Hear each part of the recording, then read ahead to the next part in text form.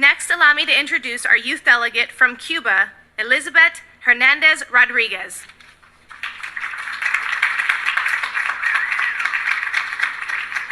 Buenas tardes. Hola, soy Elisa Hernández Rodríguez y soy la delegada de Cuba. Quiero agradecer a Mary Sue Telworth, presidenta de Unidos por los Derechos Humanos, y a todos quienes con ellas hacen posible esta 18ª Cumbre Internacional de los Derechos Humanos. En mi breve discurso quiero agradecer a personas excepcionales que hicieron mucho para que en mi país los derechos humanos puedan llegar a ser realidad. El 22 de febrero de 1899, el periodista norteamericano Elbert Humbert publica el mensaje a García. Thank you. Un artículo que se convirtió en el primer bestseller de la literatura y el periodismo de Estados Unidos. Trataba sobre la arriesgada visita a Cuba en 1898 del teniente Andrew Sumner Ronald, enviado por el entonces presidente de Estados Unidos, William McLean, para entrevistarse con el mayor general Calixto García. El objetivo del encuentro era conseguir la libertad de Cuba, lo cual resultó un propósito cumplido ese mismo año, y como consecuencia, el 20 de mayo de 1902 establecía la República de Cuba. José Martí es más famoso entre todos los cubanos quien vivió en esta ciudad de Nueva York durante 15 años, entre 1880 y 1895. No alcanzó a ver el nacimiento de la República de Cuba con la que tanto había soñado. Murió el 19 de mayo de 1895 en campos de batalla en Cuba, intentando conseguir este propósito.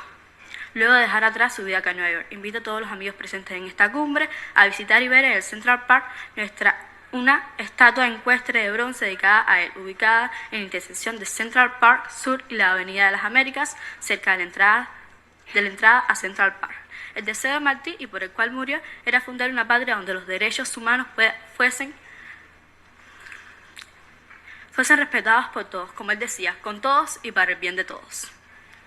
Uno de los mayores frutos de la República de Cuba fue la redacción y aprobación en 1940 de una de las más avanzadas constituciones del siglo XX.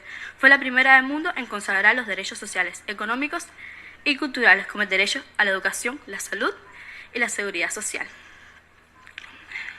La Declaración Universal de los Derechos Humanos, adoptada en 1948 por la Asamblea General de las Naciones Unidas, compartió muchos de los principios y derechos que consagraba la Constitución cubana de 1940, puesto que Cuba fue parte de la Comisión de Derechos Humanos de las Naciones Unidas, con la participación del diplomático cubano Guy Pérez Cisneros. Desafortunadamente, la República soñada por Martí, fundada en 1902, se derribaría unos 70 años después de fundada y apenas 20 establecida república. Ante que esto ocurriera y Cuba volviese a caer en una espiral descendiente de violaciones a los derechos humanos que no cesan hasta hoy, en 1951, Ronald Humbert, sobrino de aquel autor del primer bestseller de la literatura y el periodismo de Estados Unidos, viajó a Cuba y allí escribió en mi ciudad, en La Habana, uno de sus libros más famosos, La ciencia de la supervivencia. En este libro, que les recomiendo a todos, el señor Humbert parecía escribir proféticamente lo que comenzaría a acontecer en mi ciudad apenas años después. Comenzaría a acontecer una década después, en aquella misma ciudad, en mi ciudad, en la que escribió el libro. Por ejemplo, el libro 1, capítulo 15, hizo una descripción perfecta de lo que estaba sufriendo mi país en las últimas 7 décadas. Un gobierno que desea corromper su pueblo hasta el punto en el que acepte los actos más pérfidos y viles. Lo primero que elimina es el concepto de Dios. Un gobierno ateo, totalitario, que solo pretende anegar y esclavizar, extinguir todo vestigio de decencia en el pecho de cada ser humano. Pero afortunadamente las tinieblas van pasando y la luz verdadera ya alumbra.